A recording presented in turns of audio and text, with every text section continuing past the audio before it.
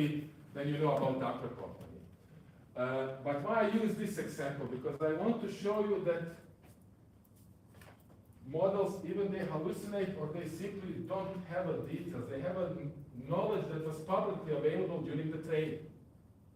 And in the training, the only public knowledge about Acme Corporate was the wild knowledge, the general knowledge from the Looney Tunes cartoons. You could have created a company with the same name, or our company might not be that widely recognized during the training to be part of the training set. So the question is, how do we teach this model about the data that is relevant for us?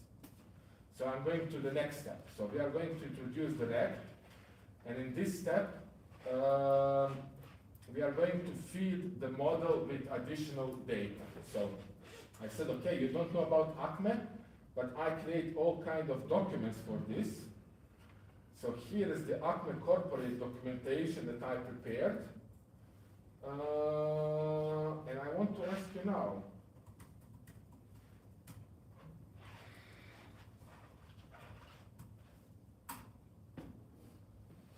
and now you can see this, now the response happened in two parts. The blue part, and you can see here, is the response that it got from a database. So I took the documents that describing my version of Acme Corporate, I translated them into the vector format, because large language models, they only understand the vector data, and I inserted into a vector database.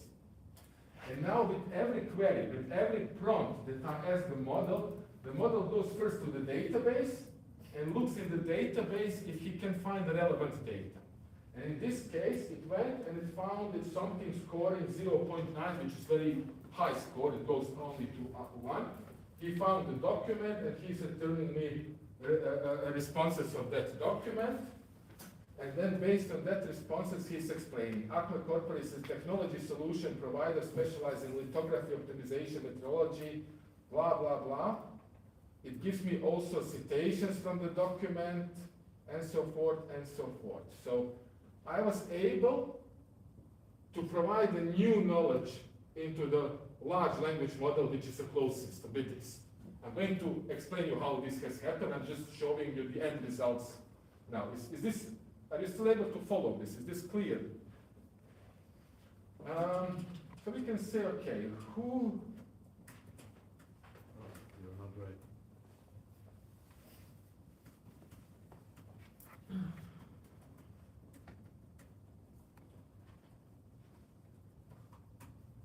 Who is the director of this corporation? And then he identifies ardent dream. Of course, I made my mother's dream true to become a director of something. Can you?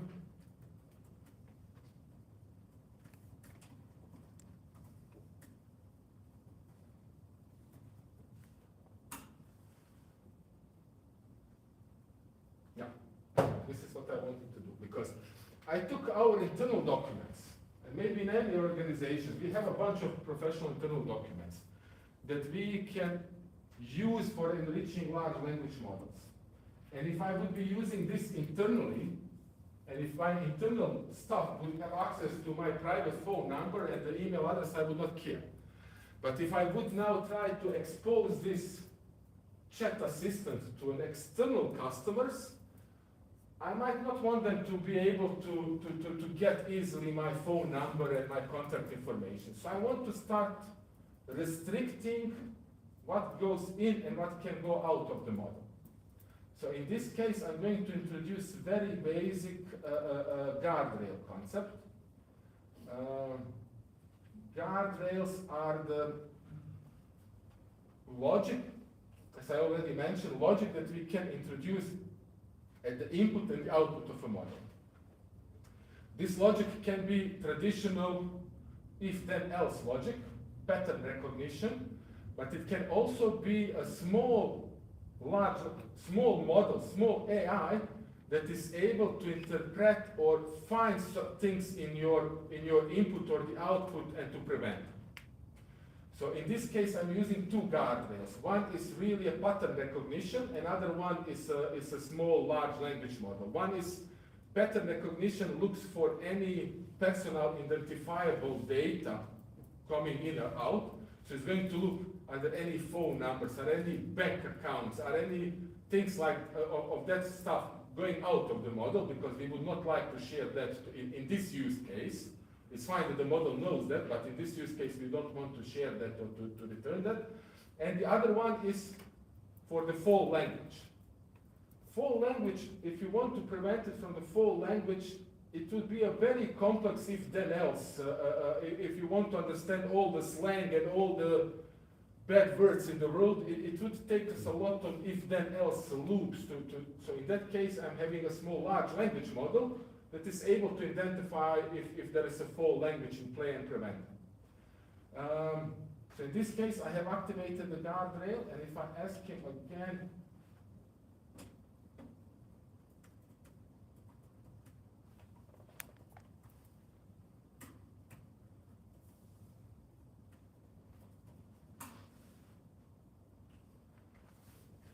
it immediately kicked in. I'm keeping this as a very ugly error message, but it's more for visibility, because in the real use case, you would take this error message and handle it like any other error message. You would not drop it here, but I want to show that in this case, regex guardrail is preventing this input from happening. So the model is not, even the model is providing my contact information, the guardrail is identifying that and preventing it from sending it. This is an input guardrail. This should be an output, because I'm scanning the reg prompts and I'm scanning the assistant responses. In both cases, I'm scanning it. I can activate it only for input, only for output.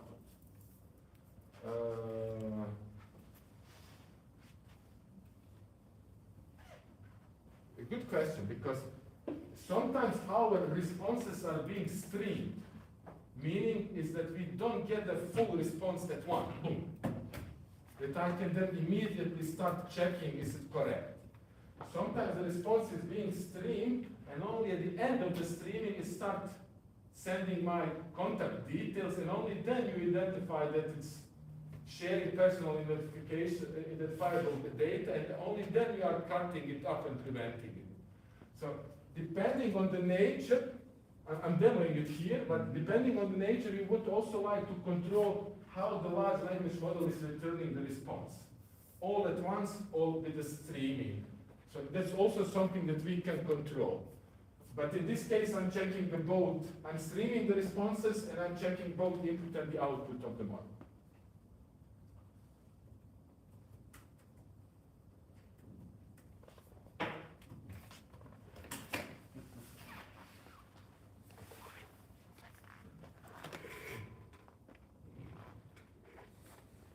Should have kicked up. See, here it was streaming. You see, he was trying to reply, and then at some point, that's why you should not reply this here.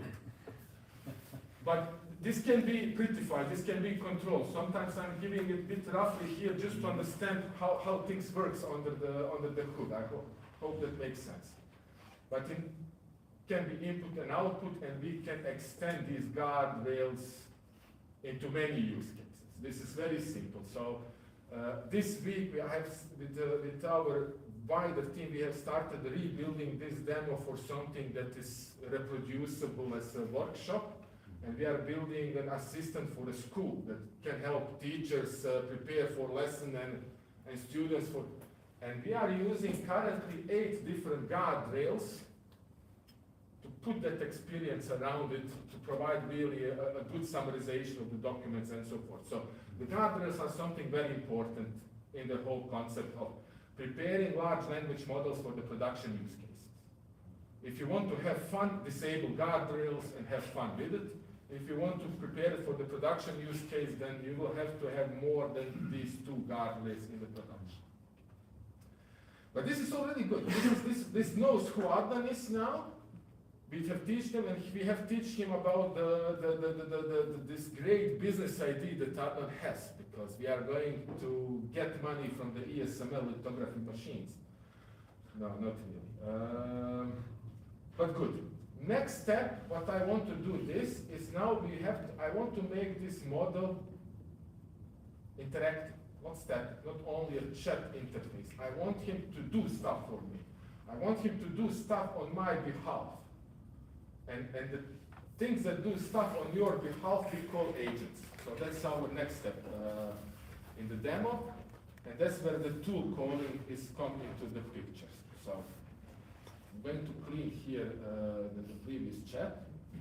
We are again going to use our all same models.